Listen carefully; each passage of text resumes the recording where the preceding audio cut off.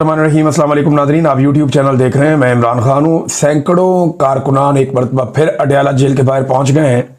इस वक्त जब मैं ये वीडियो रिकॉर्ड कर रहा हूँ तो पाकिस्तान में रात का वक्त है और इमरान खान साहब की बहनों के साथ पाकिस्तान तहरीक इंसाफ के सैकड़ों कारकुनान वो अडयाला जेल के बाहर धरना देकर बैठे हुए हैं। एक मरतबा फिर जो इमरान खान साहब की मुलाकात है उसे रोक दिया गया।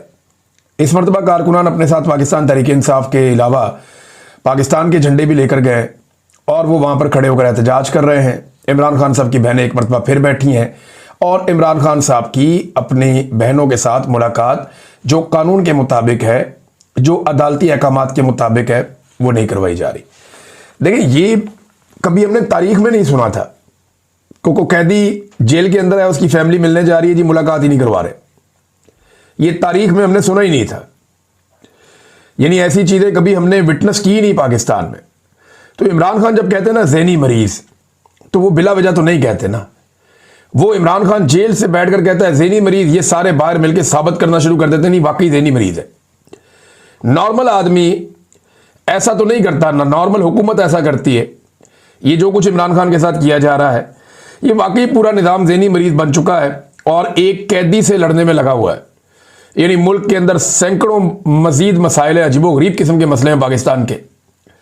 बेड़ा गर्क कर दिया मईशत का पकड़ के, हर चीज को ओने पोने बेच रहे हैं। लेकिन इसके बावजूद तवज्जो सारी इमरान खान पे। सारी कानून साजियां इन्होंने इमरान खान की वजह से की। वो पाकिस्तान तहरीक इंसाफ ने एक पोस्टर भी जारी किया, मैं आपको आगे पढ़ के जाके सुनाऊंगा। लेकिन हालात ये हो गए हैं कि इमरान खान की बहनें एक मरतबा फिर बाहर बैठी हैं जेल के और वो ये कहती हैं कि पाकिस्तान तहरीक इंसाफ ने तो मुज़ाकरात करनी ही नहीं। इमरान खान साहब ने यह कहा था कि फैसला सड़कों पे होगा, क्योंकि मुज़ाकरात किसके साथ करेंगे? शहबाज शरीफ के साथ करेंगे। वो इमरान खान की मुलाकात नहीं करवा सकते। यानी शहबाज शरीफ साहब ने बाकायदा एक स्टेटमेंट जारी किया मुज़ाकरात के हवाले से और उन्होंने मशरूत पेशकश की मुज़ाकरात की अपोजिशन को। उन्होंने कहा जी बिल्कुल ठीक है, मुज़ाकरात होने चाहिए और मुज़ाकरात के लिए हम तैयार हैं, हम पीटीआई के साथ मुज़ाकरात कर लेते हैं। लेकिन साथ ही उन्होंने ये कहा कि जनाब ये शराइत है, पुरअमन रहेंगे, एहतजाज नहीं करेंगे, ये नहीं करेंगे, वो जो शराइत हुकूमत की होती है नॉर्मली। उन्होंने कंडीशंस लगा दी। दूसरी जानिब अभी पाकिस्तान तहरीक इंसाफ का तो कोई रद्द अमल बाकायदा मेरे पास मौजूद नहीं है, लेकिन जो डायलॉग कमेटी है, जो नेशनल डायलॉग कमेटी, ये फवाद चौधरी साहब और इमरान इस्माइल साहब, जिन लोगों ने पाकिस्तान तहरीक इंसाफ को छोड़ा था, उन लोगों ने भी अपनी एक कमेटी बनाई हुई है। तो इन लोगों ने भी रद्द अमल दिया। इन्होंने कहा जी बड़ा खुश आइंदा, बड़ी अच्छी बात है, खैर मकदम करते हैं इसका, लेकिन फौरी तौर पे हुकूमत खैर सगाली के तौर पे जो कोट लखपत जेल के अंदर बेगुनाह कैदी हैं उन्हें छोड़ दे। तो जो अडयाला के अंदर कैदी है वो गुनाहगार है। इमरान खान की अहलिया और इमरान खान गुनाहगार है। इमरान खान की बीवी का कसूर सिर्फ इतना है ना कि वो इमरान खान की बीवी है, और क्या कसूर है? ना उसने कभी सियासत की, ना उसका किसी और चीज से ताल्लुक है। मैं आपको गारंटी करता हूं कि जितने तोहफे नवाज शरीफ की बीवी ने उठाए हैं तोशा खाना से, इमरान खान की बीवी ने उससे आधे भी नहीं उठाए होंगे। बेशुमार और वज़राए आज़म आए जिनकी बीवियां तोहफे उठाती नहीं तोशा खाना से और पैसे जमा करवाते रहे, और तोहफे आज कहां है तोशा खाना वाले? किसी को पता ही नहीं है। आज तक किसी सियासतदान से नहीं पूछा गया कि वो जो तूने तोहफा लिया था तोशा खाना से वो किधर गया। नवाज शरीफ की एक गाड़ी तो मेरे जानने वाले ने खरीदी हुई है, ये तोशा खाना वाली गाड़ी है, बाहर से आई थी। तो ये अजीबोगरीब किस्म की नाज़रीन ये कहानियां इनकी, और अजीबोगरीब किस्म के जाली केसेस हैं। लेकिन शहबाज शरीफ ने कहा जी मुज़ाकरात की पेशकश, उन्होंने कहा जी करते हैं बिल्कुल मुज़ाकरात। तो नेशनल डायलॉग कमेटी, नॉर्मली ये हुकूमत की सिमत में ही रहती है, ये एस्टेब्लिशमेंट से ज़्यादा लड़ नहीं पाई। ये वो लोग हैं जिन्होंने ज़्यादा बड़ी कुर्बानी नहीं दी। फवाद चौधरी गो के गिरफ्तार रहे, लेकिन इन्होंने बहुत शुरू में सरेंडर कर दिया था। इन लोगों ने जब 9 मई हुआ उसके बाद ये नहीं खड़े हो पाए। सारे लोग नहीं हो पाते, ये मैं इनको कसूर भी नहीं देता। जो लोग नहीं खड़े हो पाए वो नहीं हो पाए, जो खड़े हो पाए वो हो पाए। ये तो अपनी अपनी इस्तात की बात है ना, अपनी अपनी हिम्मत की बात है, अपने अपने सियासत के बारे में सोचने की और अपने अपने अंदाज की बात है। कुछ लोगों को यह भी लगा कि इमरान खान की कहानी अब खत्म हो गई, बस अब इमरान खान किस्सा पारीना हो गया, ठीक है जान छुड़ाओ। लेकिन जब वक्त के साथ साथ उन्होंने देखा कि इमरान खान तो भाई सियासी तौर पे एक अब्दी हैसियत हासिल करता जा रहा है पाकिस्तान की सियासत में, तो उन्होंने कहा जी वापस पीटीआई को जेल में बंद किया हुआ है और हर वो कानून साजी करते जा रहे हैं जिससे इमरान खान साहब को लंबे अरसे तक जेल में बंद रखा जा सके। और अब तो उनके वजीर खुल खुलाकर इमरान खान साहब को कत्ल करने की धमकियां भी देना शुरू हो गए हैं। जैसा कि हनीफ अब्बासी साहब ने, जो रेलवे के वजीर हैं, उन्होंने हाल ही में एक धमकी दी है बड़ी खौफनाक कि वक्त से पहले इमरान खान साहब की फातिहा पढ़ ली जाएगी अगर ये रवैये ना तब्दील किए गए तो नादरीन इस पे जो है वो बड़ा सख्त रद्द-ए-अमल दिया सीएम अफरीदी, सुहेल अफरीदी साहब ने। उन्होंने कहा जी कि ये ज्यादती है और इस पे हमारा बड़ा सख्त रद्द-ए-अमल आएगा। ये हमारी पख्तूनों की और कबायली रवायात को रौंदा जा रहा है। हमने उन्हें बुलाया था और वो आए थे हमारी दावत के ऊपर, 2 लोग पीटीएम के, और उनका गायब हो जाना, इसका बड़ा सख्त रद्द-ए-अमल आएगा, ये जनाब उन्होंने कहा। अच्छा, एक और प्रोपेगेंडा किया जा रहा था और ये प्रोपेगेंडा कुछ साबिक वज़ीर आला गड्डापुर के साथ मुंसलिक कुछ सोशल मीडिया के अकाउंट्स हैं, वो कल से एक प्रोपेगेंडा कर रहे थे कि सुहेल अफरीदी फैसल करीम कुंडी जो कि गवर्नर है पीपल्स पार्टी का वहां पे खैबर पख्तूनख्वा में, उसको नई गाड़ी लेकर दे रहा है और पेपर भी लगाया हुआ था एक। तो एक्चुअली अब सुहेल अफरीदी ने क्लियर किया कि ये गड्डापुर साहब के दौर की समरी थी और मैंने इसको मुस्तरद कर दिया। यानी वो जो गंडापुर साहब के लोग ये प्रोपेगेंडा कर रहे थे कि सुहेल अफरीदी ने तो इमरान खान को छुड़वाना था, जनाब ये तो अब गाड़ियां लेकर दे रहा है। तो इस किस्म का प्रोपेगेंडा कुछ ऐसे अकाउंट्स कर रहे थे जो गंडापुर के साथ मुंसलिक है। अब वो जो अकाउंट है वो खुलकर सामने आ गए। मैंने को बताया था कि सुहेल अफरीदी के खिलाफ पार्टी के अंदर से बड़ी साजिश होनी है। आजकल बड़ी गेम तैयार की जा रही है, बंदे तैयार हो रहे हैं कि सुहेल अफरीदी के खिलाफ प्रोपेगेंडा बड़ा करना कैसे है। तो मैं अब इतना ही आपको कहूंगा, ज्यादा बात मैं आपके सामने नहीं करता, कि गंडापुर साहब से मुंसलिक ये सोशल मीडिया के अकाउंट्स थे, वो हमेशा उनकी तारीफें करते हैं। उन्होंने ये इल्जाम लगाया था, तो दूसरी जानिब से जवाब ये आया कि ये गंडापुर साहब के दौर में ही गाड़ी दी जा रही थी, हमने इसको मुस्तरद कर दिया है। नाज़रीन, बैनुल अक़वामी मीडिया ने कैसे रिपोर्ट किया एक्सटेंशन के मामले को और ये इस्तिस्ना के मामले को, लेकिन पाकिस्तान के मीडिया ने तो इसको ऐसे रिपोर्ट किया जैसे रिपोर्ट ही नहीं किया। मीडिया बात करता है कि जरदारी को ताहयात इस्तिस्ना क्यों मिल रहा है। मीडिया बात करता है कि जनाब ये अदलिया के साथ क्या हो गया, अदलिया को तबाह बर्बाद कर दिया। इन चीज़ों पे बात करता है। 243 पर बात करने की किसी मीडिया वाले को इजाज़त नहीं है, खुलकर इस पर बात ही नहीं कर सकते। आर्मी चीफ को जो चीज़ें मिल गई हैं, इसके ऊपर एक बड़ा ज़बरदस्त पम्फलेट जारी किया गया है सोशल मीडिया पे और इसके अंदर सारी तफसीलात हैं। जो चीज़ें मिली हैं वो क्या है। 27वीं गैर आईडी तरमीम फर्द वाहिद का बिला एहतसाब मुतलक इक़्तिदार और इख्तियार। आइंदा आने वाले आर्मी चीफ के लिए जो मुमकिना अहदाफ होंगे वो क्या किया करेगा जब नया आर्मी चीफ आया करेगा। वो माजी के 3 साल के बरक्स आर्मी चीफ का ओहदा 5 साल का हो जाएगा। एक तो उसको ये फ़ायदा होगा। इसके बाद एक्सटेंशन की सियासी तगोदो से बचने के लिए वो खित्ते में एक नई जंग छेड़ेगा और फील्ड मार्शल बनने के बाद अपने मरते दम तक के लिए ये ओहदा लेकर ताहयात अमर हो जाएगा। इसके उसको फ़ायदे क्या होंगे। नंबर 1, उसका ओहदा ताहयात रहेगा। नंबर 2, ताहयात उसको बुरात मिलती रहेगी। नंबर 3, ओहदे से बरतरफी तकरीबन नामुमकिन हद तक मुश्किल हो जाएगी। और नंबर 4, मुसल्लह अफवाज पर फील्ड मार्शल का मुकम्मल कंट्रोल हो जाएगा। नंबर 5, ताहयात इस्तिस्ना उसे मिल जाएगा, यानी मावरा अदालत कत्ल किया जाए, जबरी गुमशुदगियाँ की जाएं, करप्शन समेत हर किस्म की लाकानूनियत पर एहतसाब नामुमकिन हो जाएगा और बरतरफी का तरीक़ाकार सदर के मुआखज़े की तरह का, इम्पीचमेंट जैसे सदर की जाती है उस तरीके पर इन्होंने इस्तवार कर दिया है। यानी पाकिस्तान की 78 साल तारीख में आज तक तो ये नहीं हो सका, तो जो कौम मिलकर या जो मुल्क एक सदर को नहीं आज तक मुआखज़ा कर सका, वो एक आर्मी चीफ का मुआखज़ा क्या करेगा। क्या पिद्दी और क्या पिद्दी का शोरबा। और ओहदे से बरतरफी के लिए दोनों ऐवानों की 2/3 अक्सरियत दरकार होगी, जो कभी भी किसी भी जमात को नहीं लेने दी जाएगी। ये तो एस्टेब्लिशमेंट ने अब सोच रखा है। तो नाज़रीन, बैनुल अक़वामी मीडिया इसे कैसे रिपोर्ट करे, तो हमारा मीडिया तो ऐसे रिपोर्ट कर रहा है ना। बैनुल अक़वामी मीडिया इसको लाइफ एक्सटेंशन, लाइफ इम्यूनिटी का नाम दे रहा है। आप बैनुल अक़वामी मीडिया निकालें, जो पाकिस्तान के अंदर 27वीं आईनी तरमीम हुई है, जहां पे भी आप पढ़ेंगे तो आप सर पकड़ के बैठ जाएंगे कि एक्चुअल तो रिपोर्टिंग वो कर रहे हैं कि हमने कैसे अपने आइन को दफन कर दिया, तबाह बर्बाद करके रख दिया।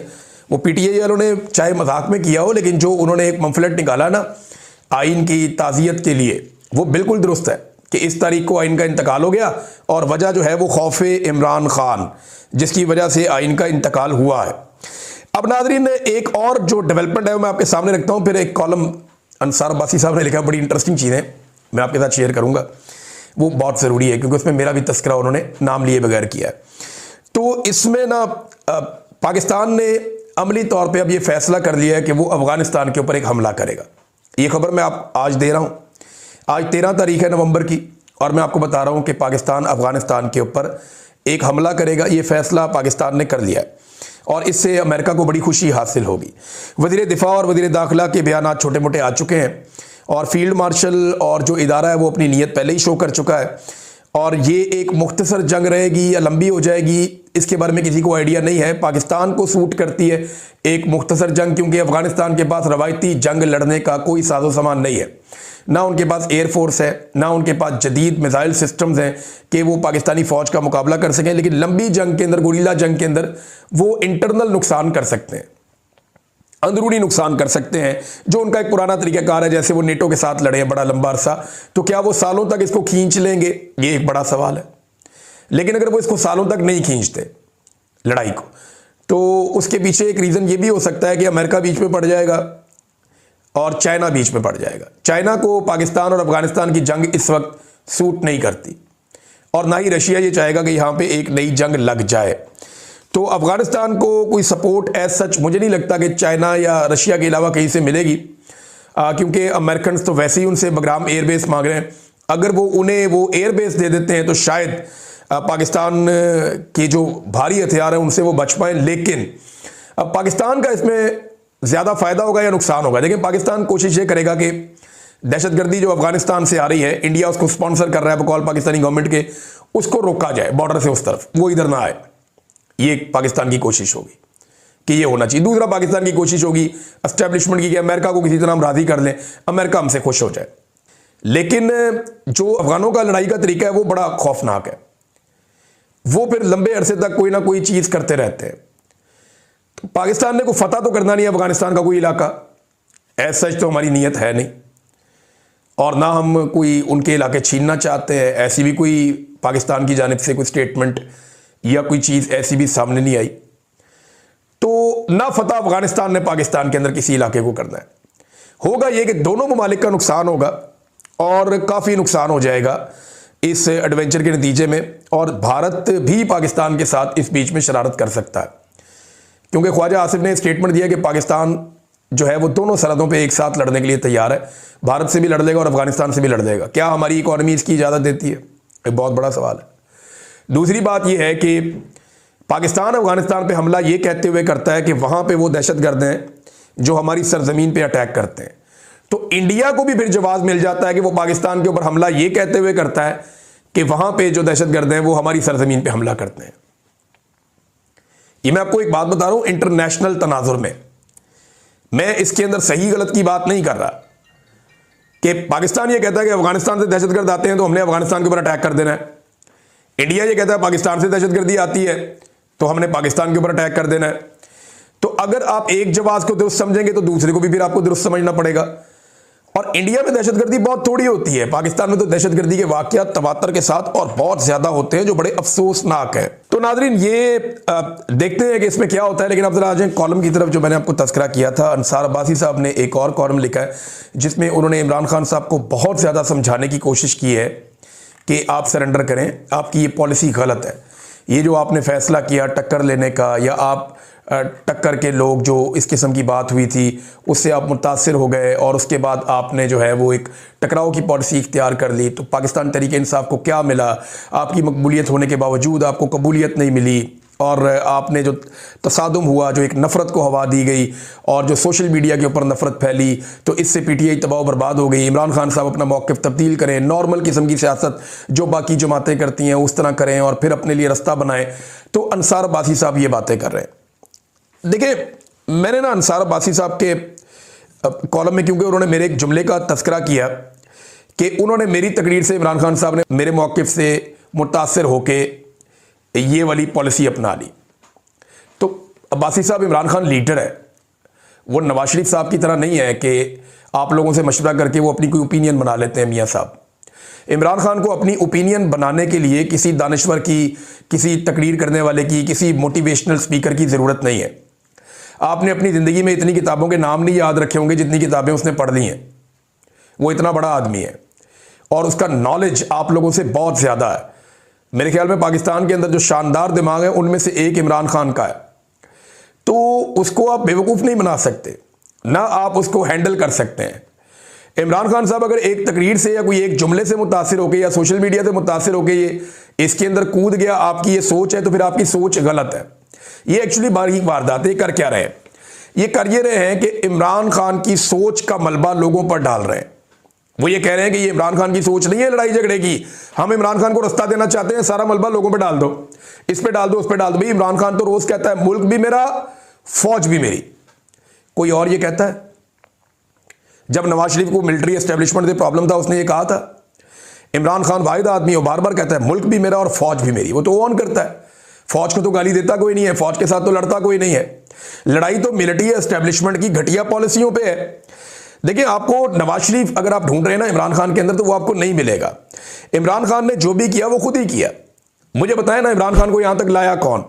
आपने उसका इंतखाबी निशान छीन लिया, आपने उसको बेगुनाह जेल के अंदर डाल दिया, उसका इलेक्शन चोरी कर लिया, इंसानों का कत्लेआम किया गया, चादर और चार दीवारी का बार बार तकद्दुस पामाल किया। ये किसने किया? सारा कुछ 20-25 हज़ार बंदा गिरफ्तार करके जेलों में डाल दिया।